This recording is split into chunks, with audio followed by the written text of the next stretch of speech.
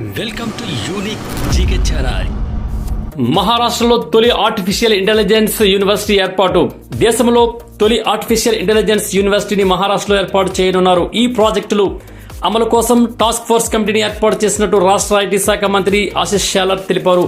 కమిటీలో IIT Mumbai, IIM Mumbai డైరెక్టర్లు, Google India, Mahindra group, అలాంటి ప్రతినిధులు, కేంద్ర ఎలక్ట్రానిక్స్, ఐటీ మంత్రిత్వ శాఖ అధికారులు, నిపుణులు సభ్యులుగా ఉన్నారు. అయితే ఈ కమిటీ ఇప్పటికే 2 సార్లు సమావేశమై యూనివర్సిటీ ఏర్పాటుకు తుది రోడ్ మ్యాప్ ను రూపొందించేందుకు కసరత్తు చేస్తోంది. మహారాష్ట్ర రాష్ట్ర ప్రభుత్వం దేశంలో తొలి ఆర్టిఫిషియల్ ఇంటెలిజెన్స్ ఏఐ యూనివర్సిటీని స్థాపించేందుకు గణనీయమైనటువంటి చర్యలు తీసుకుంటోంది. ఈ యూనివర్సిటీ ఆవిష్కరణల పరిశోధన రంగంలో కొత్త మార్గాలను తెరుస్తుందని చెప్పవచ్చు. ఈ ప్రాజెక్టును అమలు చేయడంలో టాస్క్ ఫోర్స్ కమిటీ కీలక పాత్ర పోషిస్తుంది. అయితే ఈ యూనివర్సిటీ యొక్క ప్రభావం పలు రంగాల్లో స్పష్టంగా కనబడుతుంది. విద్యా రంగంలో మార్పులు ఎలా ఉంటాయంటే, ఈ యూనివర్సిటీ ద్వారా artificial intelligence, data science, machine learning and deep learning వంటి అత్యాధునిక సాంకేతిక పరిజ్ఞానాల్లో విద్యార్థులకు శిక్షణ అందే అవకాశం ఉంటుంది. దీంతో దేశంలో ఏఐ రంగంలో నిపుణుల సంఖ్య పెరిగి భారతదేశం గ్లోబల్ మార్కెట్లో మరింత శక్తివంతంగా మారనుండొచ్చు. నెక్స్ట్, ఆర్థిక వృద్ధి ఎలాగా ఉంటుందంటే, అనేక పరిశ్రమలో ఏఐ టెక్నాలజీ వినియోగం పెరిగే అవకాశం ఉంటుంది.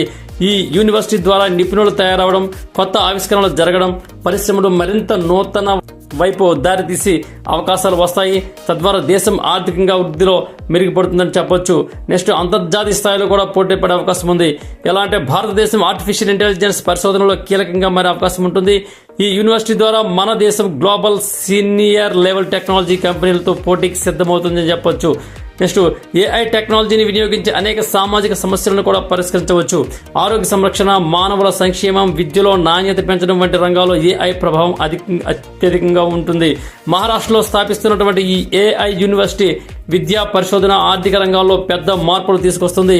ఇది భారతదేశాన్ని ప్రపంచ స్థాయిలో టెక్నాలజీలో వినియోగంలో శక్తివంతమైన దేశంగా నిలిపే అవకాశాన్ని కూడా కల్పిస్తుంది. గర్వంగా చెప్పవచ్చు. Thank you. వీడియో మీకు నచ్చినట్లయితే సబ్స్క్రైబ్ చేయండి, మిగతా వారికి షేర్ చేయండి, అలాగే లైక్ చేసి కామెంట్ కూడా చేయండి. ధన్యవాదాలు.